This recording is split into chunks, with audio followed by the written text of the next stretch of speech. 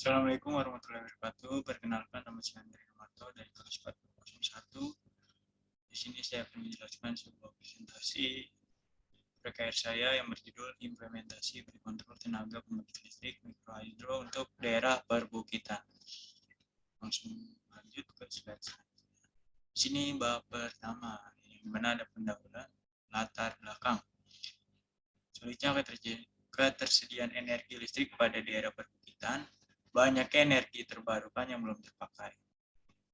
Karena di daerah sana melimpah sekali energi air pada perbukitan, karena di sana banyaknya air terjun, banyaknya air mengalir dari gunung dan belum dimanfaatkan oleh masyarakat sekitar, karena masyarakat di sana masih menggunakan sebuah energi listrik dari PLN yang rata-rata penduduk sana masih belum memakai energi listrik semua, karena saya pernah menelusurinya dengan teman-teman saya.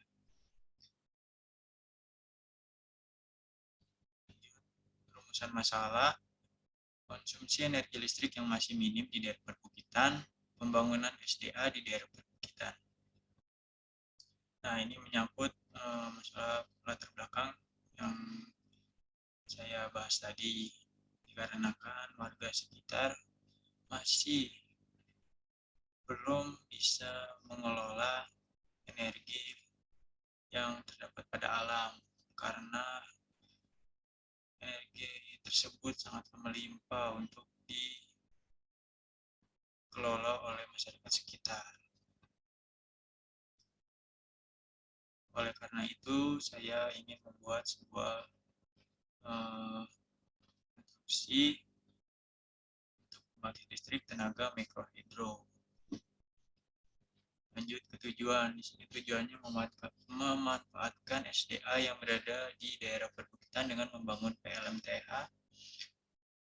merancang sistem pada PLTMH dengan menambahkan break control untuk meminimalisir kerusakan pembangkit. Oke, di sini saya akan sebuah tujuan saya ke latar belakang, karena di terkait saya sini tujuannya yaitu membangun sebuah pembangkit listrik tenaga mikrohidro dengan mendapatkan break control. Yang disebut break control itu sistem pengereman pada mikrohidro, karena dapat meminimalisir kerusakan pada pembangkit, yaitu karena putarannya yang terlalu kencang akibat arus air atau keseringan dinamo berputar akan merusakkan sebuah kelemahan pada perputaran dinamo. Di sini bab 2 yaitu John Mustafa, dan saya masuk ke dasar teori. Di sini pembangkit listrik mikrohidro. Nah, di sini gambaran mikrohidro yang sudah saya beli. Di sini saya memakai mikrohidro mini, yang dimana mikrohidro mini ini mampu menampung tegangan listrik sebesar 12 volt, itu maksimalnya, tergantung aliran air yang masuk pada mikrohidro. Kedua, di sini ada board pendukung, yaitu saya memakai Arduino Uno sebagai penggerak dan monitoring sebuah proyek air saya, yang dimana Arduino ini berfungsi untuk mengprogram sebuah break control agar dapat bergerak secara otomatis saat kapasitas baterai telah berlebihan, dan di mana board pendukung ini dapat menampilkan sebuah tegangan pada arus listrik dengan bantuan LCD. Lalu di sini saya memakai sensor LDR dan sensor tegangan. Sensor LDR ini berfungsi untuk bongkar sebuah aliran air apabila baterai penuh, dan dia berfungsi apabila cahaya pada indikator baterai telah penuh, dia akan menutup secara otomatis motor driver atau brake control yang saya buat bergerak dengan sendirinya dan membuka dengan sendirinya. Lalu di bawah ada sensor tegangan, di mana sensor tegangan ini berfungsi untuk menampilkan data arus yang masuk pada microhydro, lalu dimunculkan ke sebuah LCD. Lalu di sini ada komponen pendukung yang dimana saya memakai modul I2C dan LCD, sebuah baterai, terus di samping ada charger controller, ada mini inverter yang dimana mini inverter ini sebuah komponen dari dari DC ke AC, dan di bawah ada motor servo untuk menggerak brake control saya, brake control proyek akhir saya. Lanjut di sini bab 3, analisis dan perancangan. Nah, di sini sistem perancangan ya, yang dimana pompa air menyala melewat menembakkan air ke sebuah pipa, langsung melewati brake control, air mengalir masuk ke sebuah microhydro, lalu dia berputar kembali ke atas. Sistemannya agar air tidak cepat habis.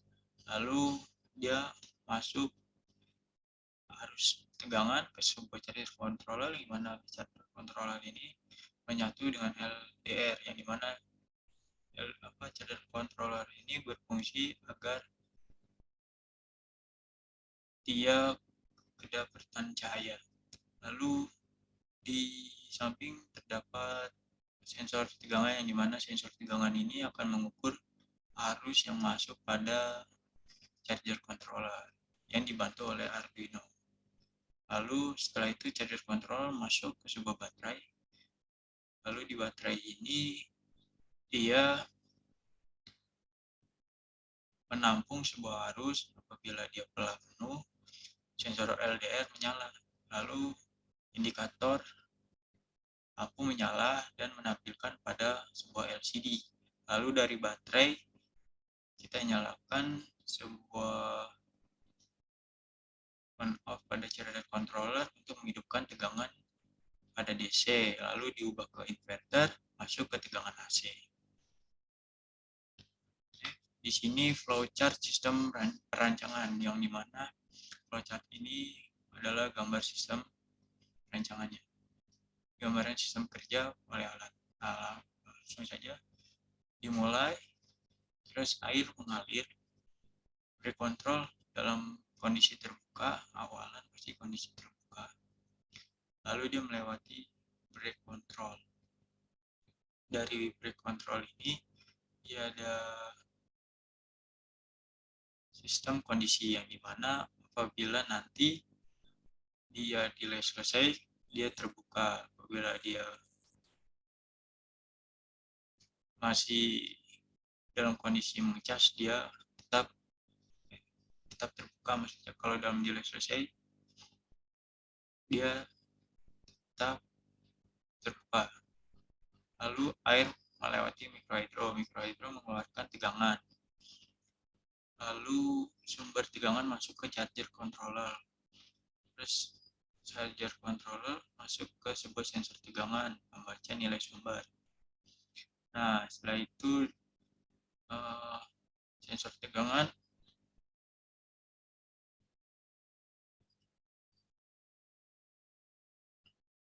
masuk ke sebuah charger controller, lalu tegangan disimpan dalam baterai. Lalu di dalam baterai, kondisi baterai penuh, dia tetap melanjutkan. Bila kondisi baterai penuh, dia akan menyalakan lampu pada charger controller. Bila tidak, dia tetap mengecas. Lalu apabila lampu charger controller menyala, sensor LDR membaca cahaya lampu. Apabila sensor membaca nilai tegangan di atas 50, berarti dia akan menutup sebuah beri kontrolnya. Lalu apabila tidak, dia menyalakan servo untuk menutup. Jika tidak, dia akan tetap mengecas. Lalu LCD menampilkan nilai tegangan dan nilai LDR.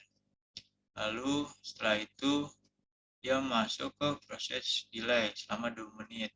Apabila selama 2 menit delay selesai, dia akan kembali untuk membuka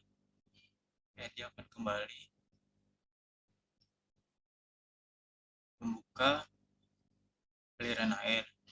Apabila tidak, dia saklar dinyalakan. Menerima sumber tegangan dari baterai, tegangan akan dirubah dari DC ke AC. Tegangan siap didistribusikan. Selesai. Langsung lanjut ke bab 4, implementasi dan pengujian. Perancangan mikrohidro. Nah, di sini perancangannya gimana? Saya merancang sebuah aliran air biar sama dengan yang di perbukitan supaya tidak habis-habis. Nah, di sini saya memakai sebuah pompa. Lalu pompa ini menembakkan sebuah air ke atas untuk mengaliri air ke sebuah mikrohidro. Lalu ditembakkan kembali. Setelah itu penggabungan sumber komponen. Nah, di sini penggabungan sumber komponen di mana mikrohidro dimasukkan ke sebuah charger controller. Lalu charger controller menerima sumber tegangan, lalu dia akan menampung tegangan itu di sebuah baterai di belakang LCD itu terdapat baterai. Lalu apabila dia sudah penuh, dia bisa dipergunakan. Dan di bawah itu terdapat Arduino untuk mengontrol sebuah proyek air saya. Lanjut di sini pengujian sensor tegangan, yang dimana sensor tegangan ini saya uji dalam multimeter dan pada sensor tegangan. Nilai tegangan pada sensor yang saya uji itu yang pertama, dimana sensor ini saya uji dalam potentiometer, yang dimana bisa diatur arus air yang dapat mengecil dan membesar. Di sini nilai sensor tegangan tidak jauh beda dari multimeter, di mana selisih tegangan tersebut sebesar 0,11 volt. Lalu di sini pengujian nilai tegangan yang didapat dari mikrohidro. Nah, ini di sini saya memikirkan untuk mengatur tegangan air, aliran air yang keluar, yang dimana aliran air terendah dari yang besar. Selisihnya sangat jauh sekali, sekitaran 2 volt, yang dimana air mengecil, air sedang, dan air besar. Lalu di sini pengujian brake control. Nah, ini pengujian brake control dalam kondisi terbuka, yang dimana air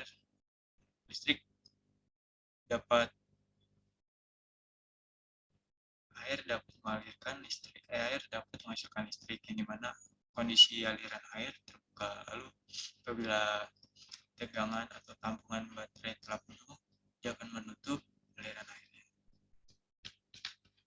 Lanjut, di sini ada ketahanan dan pengisian baterai. Dan di sini pengujiannya pada tanggal 26 bulan 8. Di sini kondisi baterai dalam keadaan rendah atau ya sedanglah, sebesar 3,4 volt. Waktu pengisiannya lumayan cepat. Lalu di tanggal 27 ini saya habiskan seluruh baterai. Lalu kondisi baterai itu 2,77 volt, yang dimana waktu pengisiannya cukup lumayan lama, dia memakan sejam lebih. Lalu perangkat yang digunakan yaitu lampu satu bohlam, satu buah, itu dimana saya memakai satu lampu doang. jumlah wattnya 6 watt, 220 watt, waktu pemakaian hanya 15 menit, bertahan selama 15 menit. Perangkat yang digunakan lagi itu lampu 1 bohlam dan 1 buah kipas dengan tegangan 5 volt, yang dimana jumlah wattnya 9 watt, waktu pemakainya lumayan terkuras habis sekitar 10 menitan atau 9 menitan. Catat sekitaran segitu. Lalu kesimpulan, proyek air ini dapat melahirkan tegangan dari sumber energi terbarukan dan dapat memfilter sebuah tegangan yang berlebihan dengan pembuatan sebuah break control pada mikrohidro dan dapat dipergunakan untuk mengisi daya baterai, dan juga daya pada baterai dapat menghasilkan daya tegangan AC yang digunakan didistribusikan untuk perangkat elektronik. Dapat menelisir tegangan yang berlebihan dari sumber tegangan yang akan mengalir ke dalam baterai. Lalu di sini saran menambahkan fitur untuk baterai agar indikator baterai sangat jelas bila baterai penuh dan baterai sudah hampir habis. Saran yang kedua itu membuat kondisi di mana sumber tegangan dari inputan dapat diparalelkan agar dapat nilai tegangan yang lebih dinamis. Contohnya jika sumber A hanya menghasilkan 8 volt dan sumber B hanya menghasilkan 7 volt, maka keduanya bisa dibuat menjadi paralel agar mendapatkan nilai 15 volt. Terima kasih.